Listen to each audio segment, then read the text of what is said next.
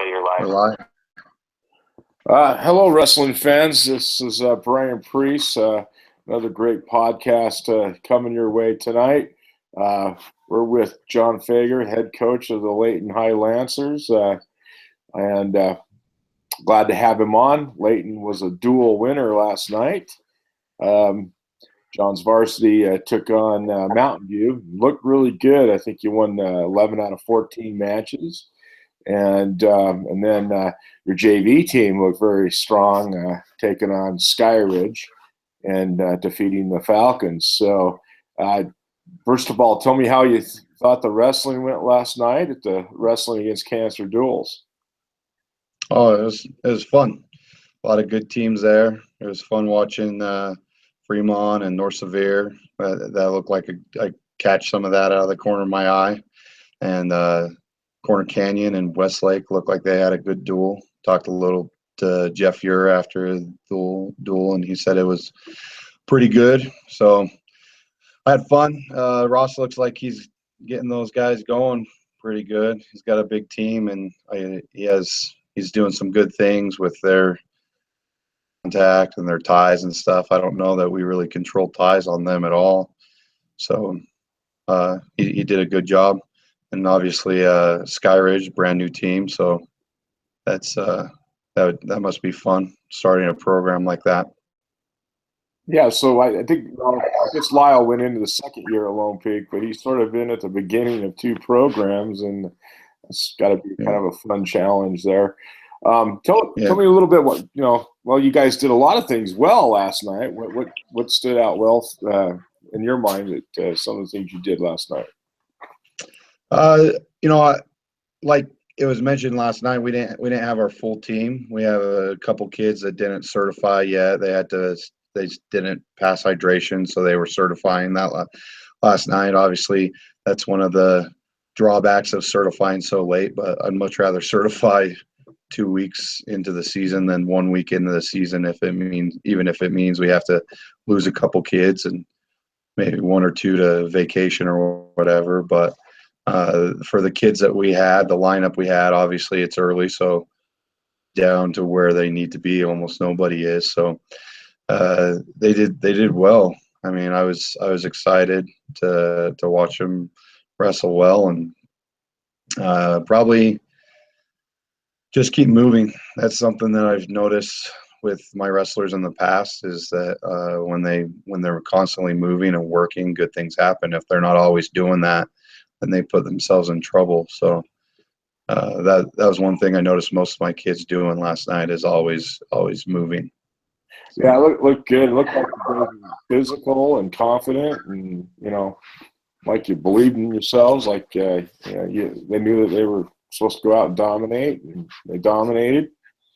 Like you said, Mountain View, they're not too shabby. They always have some pretty good kids. yeah.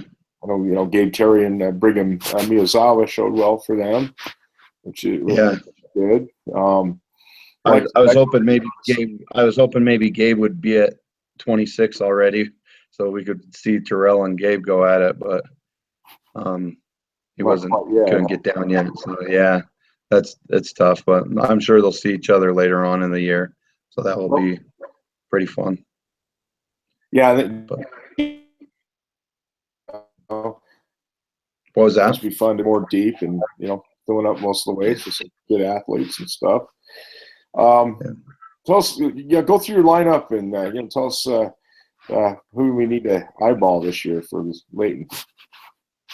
106, we'll have Dalton Stutzman again, who was a finalist at 106 last year. He had a great finals match, lost at the end against a really tough kid from Fremont, and so hopefully he can do well again. Our 106 pounder we had last night, he'll probably be our JV. We had a girl on our team last year that was our JV, and she did really well last year. I was surprised that she didn't qualify for state. She beat some decent kids throughout the year. She won the Kearns varsity tournament even, so she did well, but she had shoulder surgery just barely. Trying to get her focused and ready for Fargo is probably a little bit more important right now for her. So we made sure she got the surgery early. So she might be back before the end of the season, but I don't know. Um, but we have two other freshmen that they both could do really well. They're just a little light, so maybe they can put on some weight throughout the season. Then at 113, we got Tyson Humphreys, and I'm not sure right now who our other 13-pounder. Hopefully, we can have one more certify. So Tyson was But 120. yeah, Tyson yesterday was up at 120. That was big. I don't know how many duels he came into the season kind of heavy, kind of big, around 125, 126.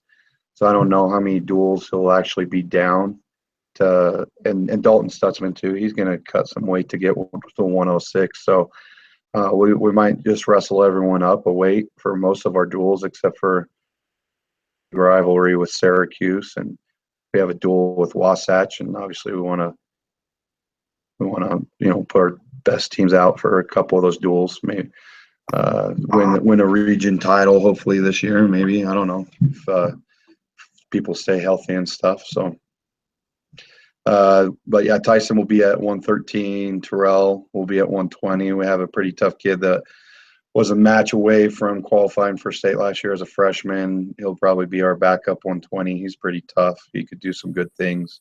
Gage Howard. And then 126, we'll have Tanner Bennett. What was that? Yeah. Broke up. You were telling about the kid that almost qualified. What was his name again? Just to make Gage Howard. Howard. Yeah. Yeah, so he was a freshman. He's looked pretty good in the room so far. He was a little banged up, so he didn't wrestle last night. But hopefully we can get him healthy, and he'll be tough. I think he would be a qualifier, potential placer for us. 126 126 would be Tanner Benedict, and we got a couple young sophomores that could do some good things there at 126 also. With Tanner Benedict. 126. Yeah. Where was Tanner last night? They were out of town at Thanksgiving weekend. Okay. So every single year they take a trip that weekend, but it's usually comes back strong, so he'll do well. But if hopefully he had a couple good finals matches the last 2 years, 2-time finalists and 3-time placers. So hopefully he can get that title, get on top of the podium this year. He's super tough on top, and he's getting better on his feet. So hopefully we can keep that going. 132, we got some tough kids. Nobody like with any name recognition or qualifiers. They're one's a sophomore that probably should have wrestled up for us as a freshman last year, but in our school district we don't get to take up very many freshmen. So he didn't come up last year, but he would have done well last year as a freshman for us. Renee Rodriguez. And then also we have other one, Aaron Webb, Terry last night. He got kind of beat up by Gabe Terry, but he should be tough. He had to take last year off because he had pretty bad separation of his shoulder. And might be down there. He didn't wrestle much last year. Injuries, I think, but he'll be tough for us this year. He had a wrestle off with Tanner Benedict Monday night. Not so much a wrestle off, just our blue and white duel. They had a really good match. He actually. What was that? What was his name? Jackson Stout. Jackson Stout. He was our JV 145 last night. He's a little bit bigger than Tanner, and they had a really good barn burner of a match. So 138, we'll probably have Canyon Brand, who's a freshman. He's done well in junior high. Placed in freestyle and Greco State, took third, went to Fargo. He'll be pretty tough for us this year as a freshman. And depends. I'm not sure who else will make it down to 38, but Canyon should do pretty well for us. Maybe Alec Bolingbrook will be there at 38. He'll either be at 38 or 45. Stephen Quintana at 45. So he's super tough. He was a Rumble finalist, just had some complications at the end of the season last year. So, but I think he would have done pretty well at state if he would have been able to go to division. But he's working really hard this season. 52. Well, hopefully Weston Mehmet can get down there. He's working. He'll certify on Monday. Yeah, it's not he wasn't there. Yeah, okay. He's been working hard. Came in a little heavy and couldn't certify on Friday, and hopefully he'll certify Monday and get down to 52 throughout the season. He put on a lot of size over the off season. Our other 52 pounder was a match away, I think, from qualifying for state last year as a freshman. Joel Dopp. He wrestled last night for us JV 152 and pinned the Skyridge kid. He should be pretty good. He actually wrestled Weston Mehmet in the finals of JV state last year at the Legacy Event Center and beat Weston Mehmet. So those are two tough kids that will be wrestling 152 for us. 60, we got John Lunn, who won a match or two at state last year. He's improved a lot. He puts a lot of time in, comes in all the time works out in the mornings with my brother Adam. And he should be pretty tough at 60. Got another senior at 60 that has been wrestling tough the last couple of years. Hopefully he can put it together and have a good season. Teague level. 170. Or John Lund will be at 170 probably. Cole Faust, who was a freshman, will be at 160. Cole Faust was a freshman last year and won a couple matches at state. He did really well. He's looking really good. He had a really close match with Stephen Quintana in our wrestle-off. Was beating Stephen until the last seconds, then Stephen got a takedown, tied it up, and then Stephen won it in overtime. So a lot of kids fighting, battling it out. Well, that sounds exciting. Yeah. We'll finish up the upper weights, but man, it looked like you got 2-3 deep in some of these weights. Yeah, some of the twos and even the ones, I don't know who's going to be there at the end of the season because they're neck and neck. They're fighting. So just whoever's going to put in the time, whoever's going to get that extra drill in after practice, get the extra morning workout in. Whoever wants to do that will probably be the guy at the end of the year. So I'm just excited that we're this deep and that these guys are putting in the time and the work. A lot of kids put in a lot of time in the off season, going to camps and wrestling freestyle and Greco and going to Fargo. I think we had 6 kids go to Fargo last year. So that's really exciting. So let's talk about 6 or 7. 82 on up here. Whatever you got. Got some good boys up there. Yeah, 82. James Porritt, who took 4th in state, he really could go 82, 70. He certified for 70 or 95. Probably most of the duels will have him wrestle 95, but he's a tough kid. I could see him battling for a title at any one of those weights. Austin Clem, a tough kid who took 3rd in state at 160. He'll probably be at 82. Like I said, John Lund was at 170. We got a tough kid that will get better throughout the year, a long, lanky kid. We got a couple kids on our team that probably should be on the basketball team. They're like 6'4", 6'5", so they're tough, and they'll get better throughout the year. Thomas Giles wrestled last night and got us a win against Skyridge. 195.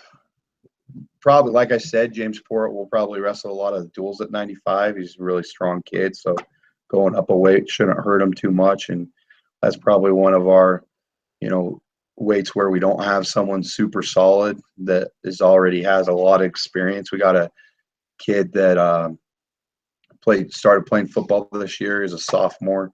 He won last night his first wrestling match ever, and he just moved here from Hawaii. He's our quarterback's cousin, and his aunt and uncle, because just to get away from some of the neighborhoods in Hawaii, I guess. And he's doing awesome. He's just killing it. So what's his what was that? As well. Oh, sorry. 95. We'll probably have Katoa. Katoa. 95. He's a first-year wrestler, sophomore, but he's an athlete, and he did really well last night. Won at 220 last night against Sky Ridge, his first match ever. Heavyweight or 220, I guess we'll have Austin Early, who's been in the program a long time. He looked good last night. Hopefully he can put some stuff together, and then we have a really good sized sophomore that won for us last night at 220 against Mountain View, John Hunt. He's an athlete, so both those kids will probably be at 220. 285 are Dylan Tucker, who placed in state as a sophomore, had some pretty serious family problems going into state. Didn't have the best state tournament. He was just sick from worry and stuff. His dad had some illness, but his sophomore year he took 5th in the nation. He's a tough kid. He had to have surgery a couple weeks ago. Hopefully we can get him back, mid-January before divisions, before dual super state. If he can get back, that's really important to us. So, but had Austin Micah last night go heavyweight, right? 285. Yeah, Austin Early went 285 last night, and he did good. But he'll be down to 220. Okay. He could have probably gone 220 last night. Yeah, but Micah Vuki, who's our other heavyweight, he got banged up in practice, so he wasn't going to wrestle last night. But he qualified for state at 220 last year and did really well, especially at the end of the season at divisions and stuff. So hopefully he can. Got some deep kids. We got a lot of sophomore heavyweights. Hopefully, future.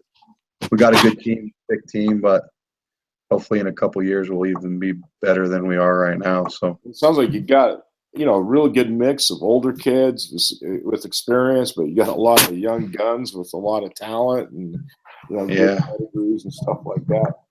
I always noticed over the years, since Mike Hansen was there, Layton kids are physical, they're tough, they're tough-minded, a little rough around the edges, and kids I love, kind of kids I love. And,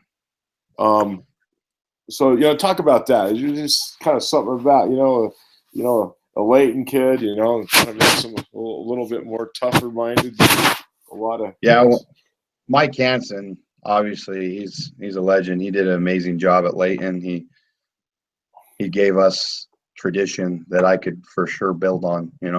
When I got there, for whatever reason, I ended up that first year with only 13, 15 kids on the team.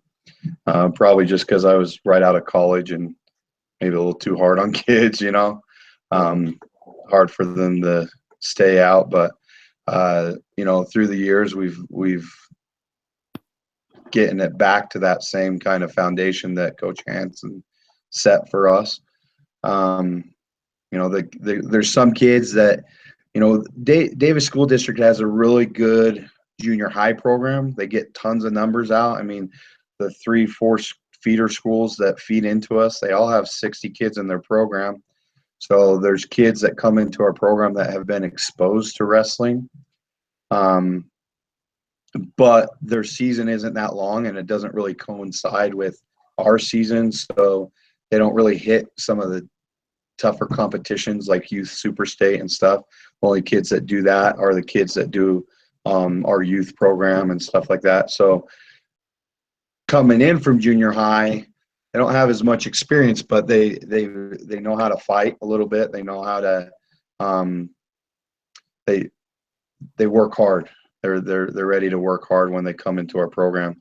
But because the junior high program's in the spring, we don't get as much time with them doing off-season wrestling, freestyle Greco, because they're focused on the district wrestling season. Well, tell me, yeah. Sound like you guys have some rules about freshmen coming up. You only get they have to petition. You only get a certain amount. What's the situation now?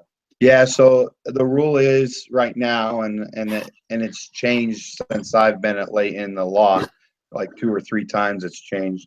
But right now they have to be varsity or JV, and they have to part of the requirement is they have to be a rare and exceptional athlete. In my opinion, if someone can last our wrestling season, then they're a rare and exceptional athlete. So we meet that qualification right away, right? Yes. So, but if and then they're all wrestling in JV. But a lot of the junior high coaches, they want to be competitive. They want to win that district title. They feel that desire to win the championship too. So sometimes it's hard getting kids up. I wish there's obviously pluses because they get so many kids out, but then there's drawbacks because I don't have 20 freshmen on my team like some other teams do, So instead of getting 4 full years with these kids, I'm only getting 3 with them. And they're tough, but in my opinion, if I would have missed out on my freshman year, I probably would have only had 1 good season in high school rather than 2 good seasons, because it takes a couple years just to acclimate to high school wrestling, Well, thankfully they let somebody like Barraclough come up and wrestle, right? yeah. Well, in the school district, the very first 9th grader that they allowed up was because of Mike Hansen. The first 9th grader they allowed up was Josh Lamano. Yeah.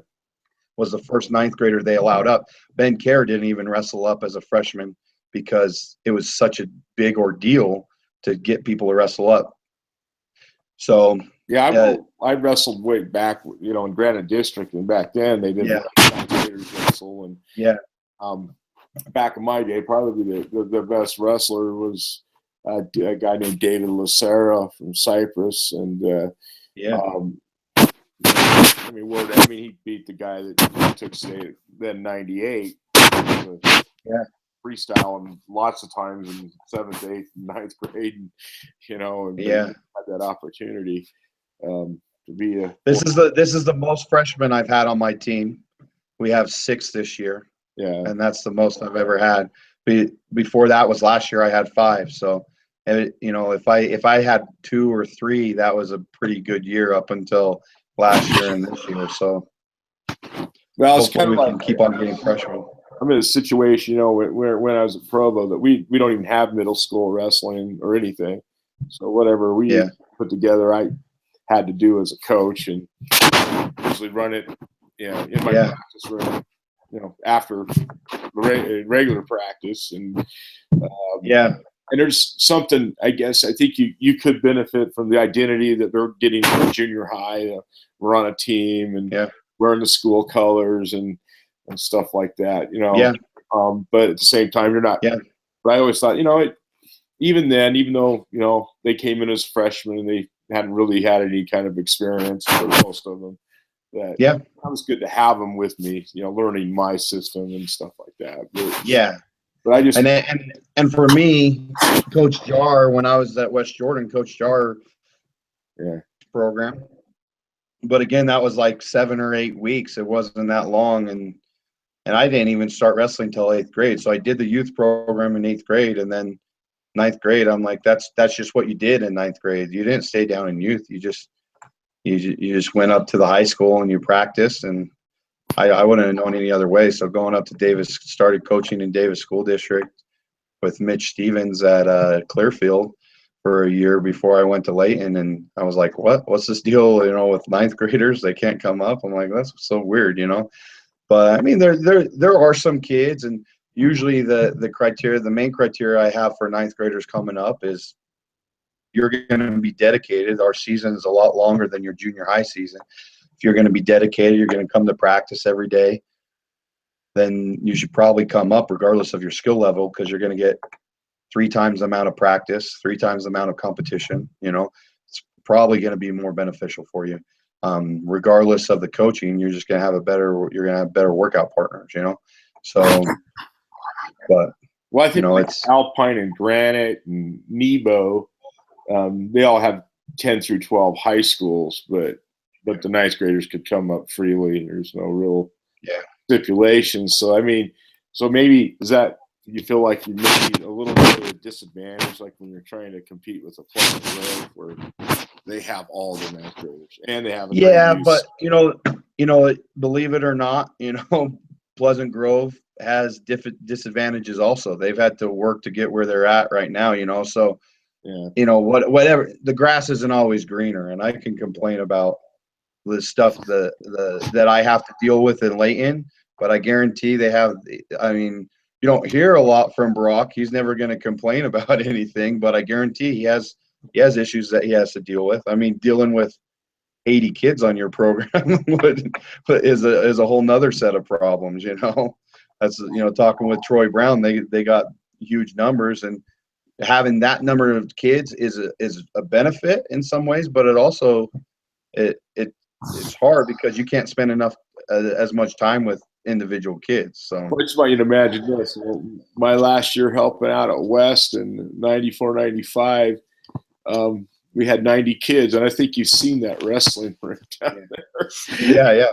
Imagine that. And that's what, like Harriman, I heard Alton late 80s, early 90s had over 200 kids. That's my goodness. Yeah. Nuts. And he said he'd had to shift them, and and still the groups were like 75, 75 kids in the weight room, 75 kids out conditioning, 75 kids doing technique and rotating them through. That just had to be nuts. We at Layton, we don't have as nice a room as, like Wasatch and Corner Canyon, and huge room, that would be nice to have. But we do have 2 rooms, and it's nice having the coaching staff that I have, because I can send a group up with Adam or Neil Porter or Mark Fenwick and have them run technique up in the other room. While we only have 50 kids, but still, if I don't want those 50 kids running into each other. So it's nice to be able to split groups and have 2 different rooms. But I can imagine having that many kids. I don't know. My wife would probably kill me, but I would probably just have 2 separate practices completely, because I don't know that they can get it. When they're West, we just shoved them in there, and they had wrestling in the circles, in the space between circles, and we did have a lot of fist fights break out. It was a tough team. My last 6 seconds state, and there were some tough kids, and when they ran into each other, they were coming to blows. But tell us how you got a great staff there.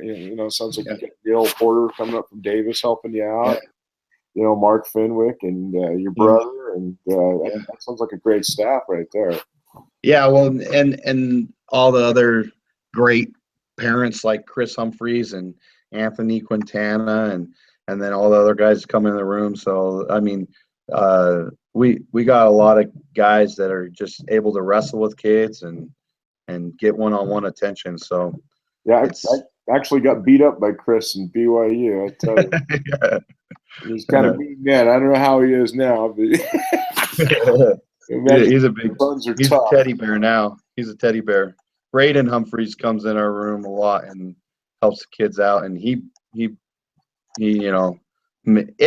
it's good because kids like Steven Quintana that are just tough kids, that are just hard-nosed kids, and Cole Faust, I can put Braden with them, and they're actually going to get something. If I put them with a sophomore, they're just going to make that kid cry. So, well, tell us like you said, you took over for Mike Hansen, who was there, over 30 years, 34 years. Career span 3, maybe 4 decades.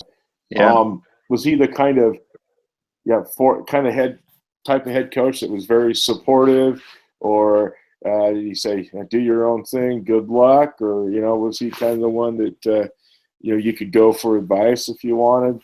What was I Mark didn't know it White. at the time. I didn't know it at the time, but he did things the transition perfectly with me. I mean, at the time I had no idea what he was doing, but I mean, if I ever needed anything, he was there for me. He ran the LIT the first couple years because he knew that was a big task. So he didn't make me run that the first couple years, and he took care of that for me the first couple years. But he was out of the room. He wanted that clear transition. He wanted those kids to know, who was the new coach, and that was good. That was great. But he's always around the room and out goes in and helps Northridge a little bit here and there. Now, which is that's good. And anytime you can get someone like Mike Hansen in the room, you're going to benefit a lot from it. So, but he transitioned perfectly for me. I couldn't ask for a better guy to help me out. Right in my life, John. What was that? It sounds like I did something right. I modeled myself after a good coach, whether I meant to or not. Kind of like, Oh yeah, because you got to let the new guy come in and be him, but also be there. I tried to run yeah, some of the stuff, help Chris out with his youth tournament, and yeah, you were at last night and things like that. To kind of, but I didn't want to be in there like, you're showing that move wrong. What are you doing? yeah. You can't have that. So he's an awesome guy, and I like chance to let him know kind of stuff we're doing and get his input on it because how to do stuff. And when he did stuff, he didn't do too much off-season wrestling. The Lamanos and kids that did off-season wrestling, they usually did tack and stuff like that. So he prided himself on the fact that there was kids that wrestled year round, but he knew they might not be ready to wrestle them at the beginning of the season, but by the end of the season, he would have them ready, But he saw over time that things have changed. It's getting harder and harder for the kid that only does it 3 months out of the year to be super successful. So that's he always told me that was one of his cues that it was time to retire. But he ran an awesome program. I remember my senior year at West Jordan, was 99 and they won state that year. And I was like, dang Layton. I hate Layton. I'm never going to like Layton, because they won state when we were the favorites to win it. But then I ended up coaching at Layton. Say as a coach I competed against, he was great. And then when I was a wrestler going against his guys, they were so well coached, so tough. And, I kind of had a weird, unique style that I've never seen anybody else have, but wrestled on my knees. And I think him and Don Neff were probably the ones that kind of, out coach what I was trying to do, and so huge respect for Mike. I think he knew a lot about technique, but like he was kind of, a bit like some coaches I know. It's just like let's get it done from November to February, and things have kind of changed a little bit. Like I think you were alluding to. It's almost a all year round thing. And I want my kids to do more than that, like get in other seasons, get in other sports. I think it's detrimental to the kid when it's 12 months out of the year. They need to work different muscles and stuff, but it would be hard to do it, to be super successful, to be a state champ when you're only doing it 3 months out of the year, right? These days. There are the exceptional athletes that do that sometimes, but most of the kids that are winning state titles, they're doing freestyle and Greco. They're most of the kids that are placing, they're doing freestyle and Greco, and that's one of the funnest things that I've done so far is be a part of the spring season and go back to Fargo every single year. That really is. I always some guys go hunting and stuff, but that's my hunting trip. That's the time where I get to like focus all on just wrestling. It's a Yeah. good time. I think too, though, you have to. I don't think you can completely win with those kids. You got to be able No, also like do what you're doing, what PG does. yeah, And even Wasatch, you got to fill the gaps with some good yeah, athletes that are tough. That maybe wrestling's not their thing, maybe their second or third thing, but yeah. that are there and and good athletes. You can kind of do something with them, and you know, It's usually a it's whatever your weights, you kind of it's have. a thin line that you kind of straddle of pushing kids to do extra, but not pushing them away when they don't do extra. So you can keep them at least the 3-4 months out of the regular season, but you're trying to always get them to do extra. But I mean, in the past, being a young coach, that's something I probably struggled at. I pushed kids away because I was so intent on saying, if you don't do this, you're going to be horrible. So I mean, we can't do that either. I don't think that helps our sport out, to push away those kids that really, they're okay with doing it 3 months out of the year, and they want that experience. Maybe they win a state title, maybe they place, but we got to make it available to everyone, even the 3 sport athletes. The kids that are going to do track or football in the fall and baseball or soccer in the spring. We got to make it just as available to those kids as the kids that just are diehard wrestlers and want to do it year round. Yeah, for sure. Hey, let's talk real quick about the LIT. Yeah. I mean, I actually wrestled in that way back when, and it's a tournament that's been around a long time. But and Mike ran a great tournament. But Yeah. one thing I think, I think one of your legacies at Layton is really taking that tournament kind of the next level, making it bigger, adding the JV element to it. Yeah. And making it, or maybe, besides the Rumble, maybe the premier, tournament in Utah for toughness. And tell us a little bit about who's coming in, John, this year. You got any new teams? Yeah. Morgan's coming in, so they're bringing some studs. That will be fun. Morgan. Morgan. Dustin Rockcott's Morgan coming in, so they got some super studs, that Fargo All-Americans that are coming in, and he always has a really solid team.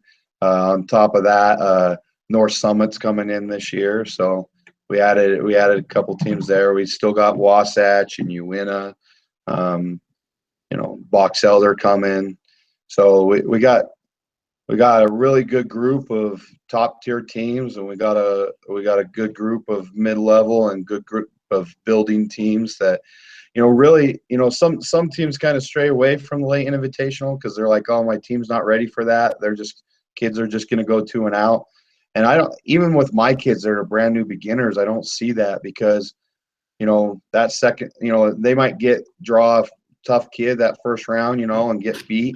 But coming back through, there's always the beginner level kids, the builder level kids that they're gonna get good competition against. And so, there's still only gonna be 8 or so kids that are gonna go 2 and out in every single weight. So they're gonna get some like-minded competition. But it should be a good one. It's the first year that we're doing it at the Legacy Event Center, and some teams like that because we can do JV and varsity at the same place. But I know some coaches, they love going to Layton Invitational, but they also, we go to the Legacy Event Center for so many things. There's so many tournaments at the Legacy Event Center. So I know some coaches aren't, super excited about it, but hopefully just doing it. The last couple of years with the JV, with the first day we've had to run at Central Davis Junior High split, and then the second day we bring all the JV back to Layton High, and which has worked fine. But the only reason why we did that, I've always tried to get, for the past like 5 or 6 years, I've always been trying to get the Legacy Event Center, but they always had other things that they were hosting there. So this was the first year they're like, hey, we're open. You want to start coming? And I'm like, yeah, because now we'll just, at varsity and JV all together. I know coaches really How many like teams? that. Right now we have 32 full varsity teams coming and 30 JV teams coming. And the JV is open, so some weights we have as many as 52, 50, 60 kids in a weight. So JV's like Rumble or something. Yeah, not as tough as the JV Rumble. It's not as tough as that because there's still. I mean, the JV Rumble.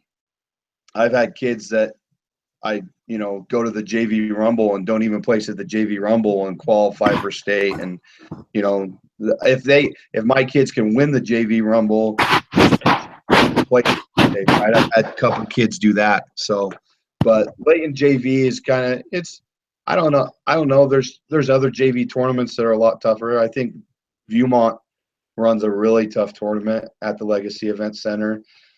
Box Elder tournament, they only allow 16, 17 teams. So I really like the Box Elder tournament because it's more indicative of the state bracket, so the kids kind of get to see a 2-day 16-man bracket. I really like that about Box Elder. And I don't think, Mike will grow that past that. He's happy with that and the way that it runs. He always has super tough teams. So, but the Layton Invitational, this will be the most teams that we've had, like full varsity teams. There's been years we've had 32, but 2 of them are like JV teams from, Box Elder and Wasatch putting guys in. So, but hopefully at Legacy Event Center, we can even build it bigger. Hopefully more teams want to come. So you're inclined to build it bigger, Yeah. Maybe kind of do. I mean, like what Cole's I think Rumble, right? Yeah, I mean, Brandon has, I think, more teams than I do going to the Viewmont tournament. Plus, he does the Clash. He has 18 or something, 20-something mats there for junior high, JV, and varsity tournament. So we don't do a junior high tournament. We don't have the duels. So I think we could easily, get that number of teams up to 45, 50 teams and run on 18 mats, JV and varsity right there. So that would be nice. You can't really do that at the Rumble at the UCCU Event Center because the JV Rumbles, I mean, there's probably even more participants at the JV Rumble, and you guys are trying to do that at, Mountain View High School. So yeah, it's a little nuts. This year I'm passing the buck off to Jeff Newby to kind of run it because I've been helping my friend Andy with the 5 Brawl, which is over 1,000 youth, and that kind of conflicts this year. And so me and Braden are going down there. But last year was kind of nuts. We had some weights that had over 70 kids in it, so it was like I tell people it was a JV Rumble. If it was a varsity tournament, it was probably tougher than most. It's not Layton, Viewmont, Richardson, TSC, and Vernal, but it's probably going to be tougher than whatever the Gunnison. Vernal we went to Vernal for a couple of years. There's some good tournaments in Utah, and I think one thing that I learned running there's a couple times where I had teams back out and I don't know, for whatever reason I got mad, I got stupid about it, but now I have just as many teams want to join every single year as back out, and I don't try to lose sleep over it, and just try and keep good relations because I got in fights with friends over that. It's kind of ridiculous. We have so many good tournaments in Utah. Just do what's best for your team. If you want a tournament like the Layton Invitational and individual tournament, then do that. If you want a great tournament like Millard, I went down to Millard with Mitch Stevens, and that dual tournament they run is awesome. The food is awesome too, So do what's best for your team. If you want 10 matches in 2 days, then do that. If you want a tournament where you can enter your whole team into it, then do the Layton Invitational, do the Viewmont Invitational, So. Well, let me ask you this too.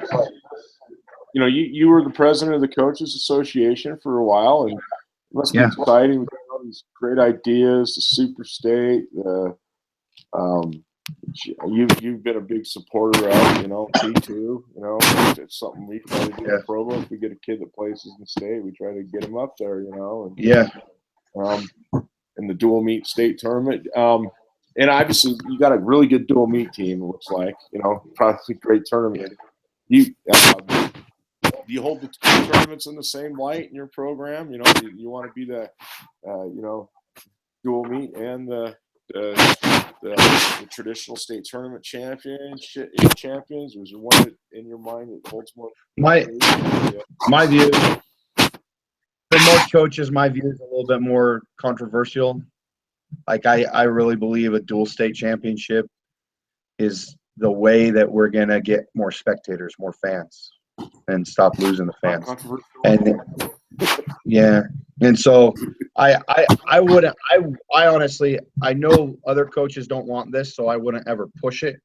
I wouldn't try and get it passed, but I would be fine with the team title being purely based upon the dual, and individual title, just do the individual tournament and not do a team title for the individual tournament. I'm fine with doing two. If the Activity Association wants to do two, then I'm fine with that.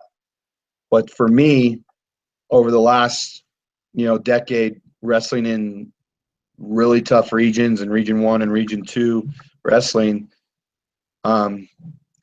having some really good duels. I mean, we had a good team last year, and we did not come ready against Viewmont, and they thumped us, man.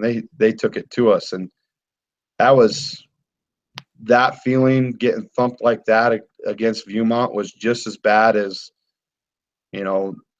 a few years back when we probably, we had the team to take second and we ended up third, and Syracuse turned it on at state that second day, and man, they thumped us at state. So in my opinion, the dual state championship, if we really want to increase spectators, we need to focus on that a little bit more.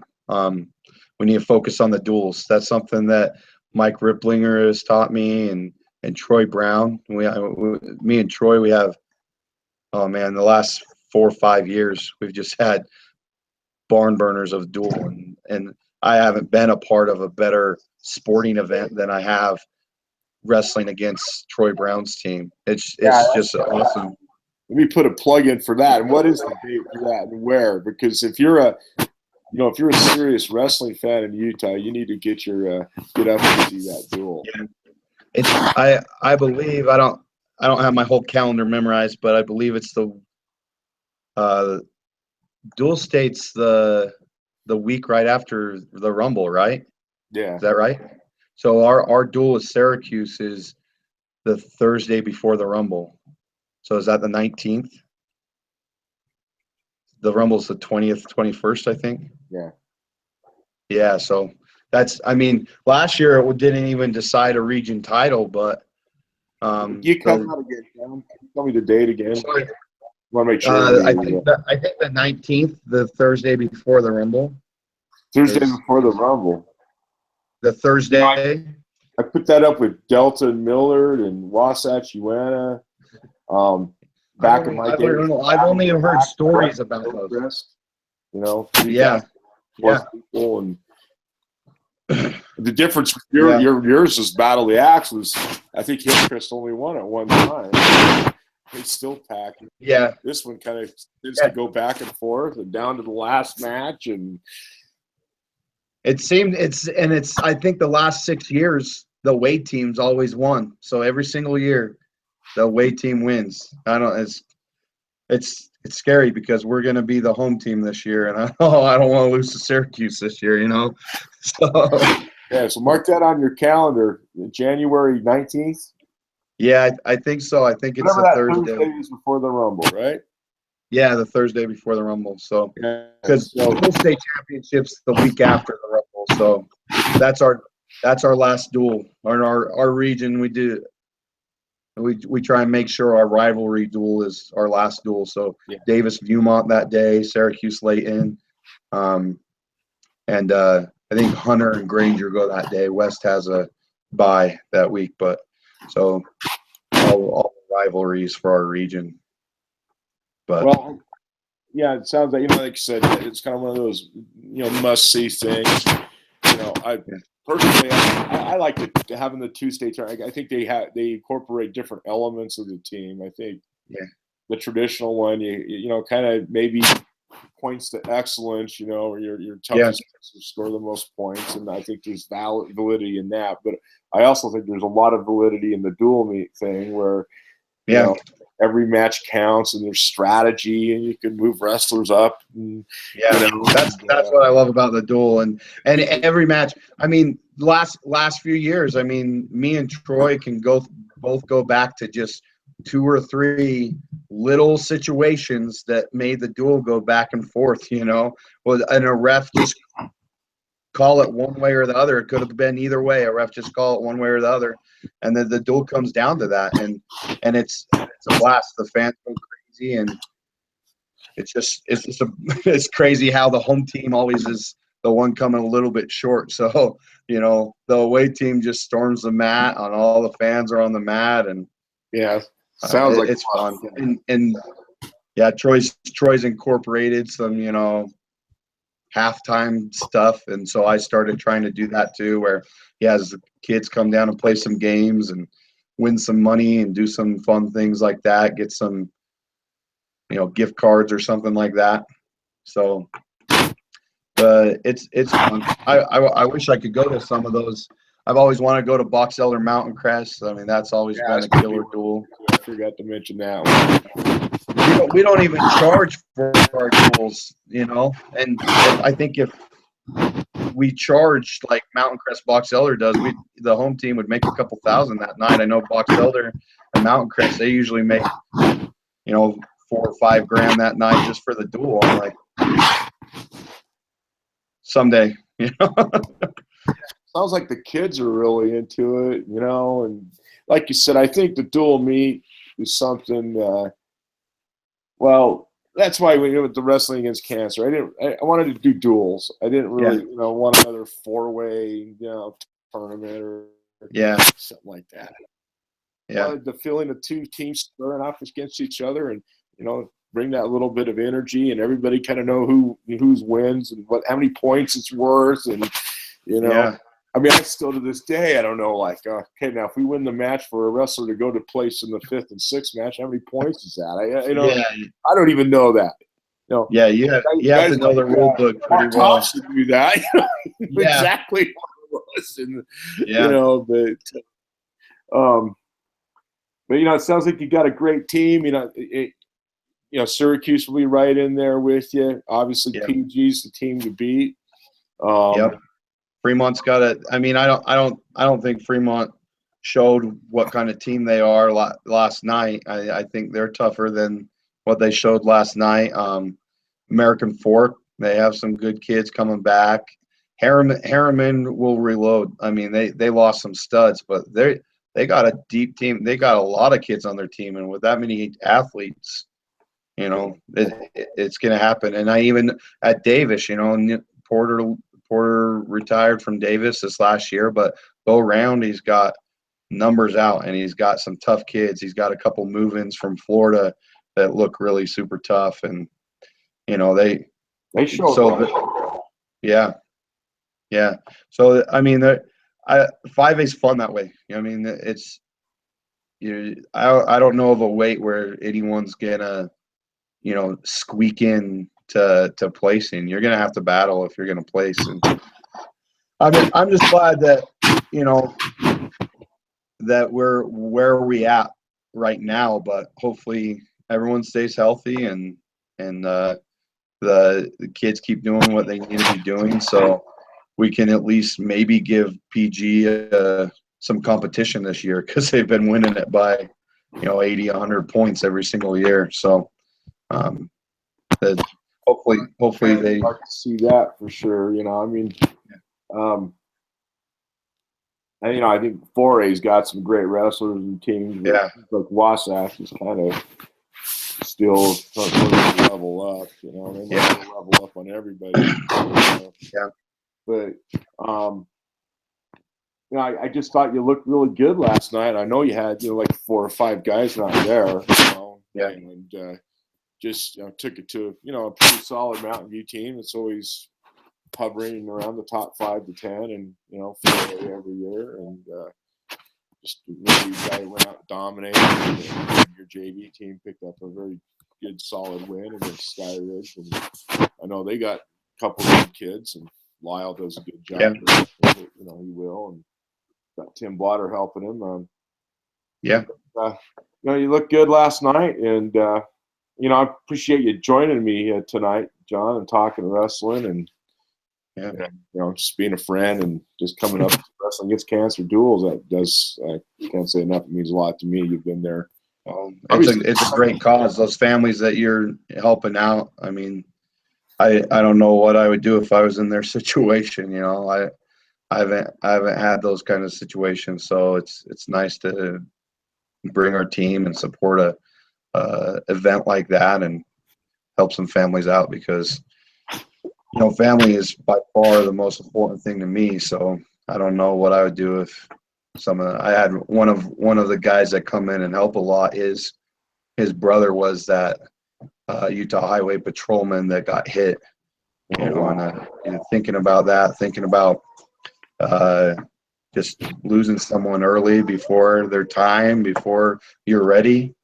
I don't know how I deal with that. So it's good that, you know, they could be there and they could see the people that support them too, you know. And I think that's a cool thing about wrestling, and that's what, you know, I told my team last night is, hey, anyone who's putting on this singlet, stepping on the mat, they deserve your respect. And they might, you know, the worst wrestler in the world is still, in my opinion, better than 95% of the people in the world. So we got to stick together as a wrestling community and keep pulling people in and helping see what this sport can do for everyone. So, well, amen to that. And hope to see you back next year at Provo to kick off the season. Yeah. And we'll be there for sure. And good luck with your tournament, and good luck with your season, John. And thanks. Thank you very much. Thanks for the time. You bet.